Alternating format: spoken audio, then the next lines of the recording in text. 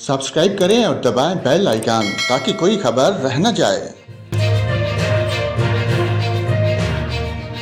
नाज़रीन, आपको बताएं आज मुल्क के बेशतर इलाकों में मौसम खुश्क और गर्म रहेगा। तमाम जनूबी पंजाब, बलाई खैबर पख्तूनख्वा, गिलगित बल्तिस्तान, कश्मीर और उससे मुल्का पहाड़ी इलाकों में चंद मकामात पर तेज हवाओं और गरज चमक के साथ बारिश हो सकती है। इस्लामाबाद में आज मौसम गर्म और खुश्क रहेगा। सुबह बलूचिस्तान के बेशतर जिला में भी मौसम शदीद गर्म और खुश्क रहेगा।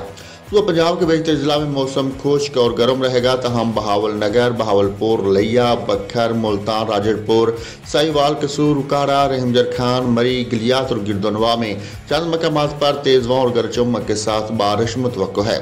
सुबह सिंध के बेशतर जिला में मौसम खुश्क और गर्म रहेगा।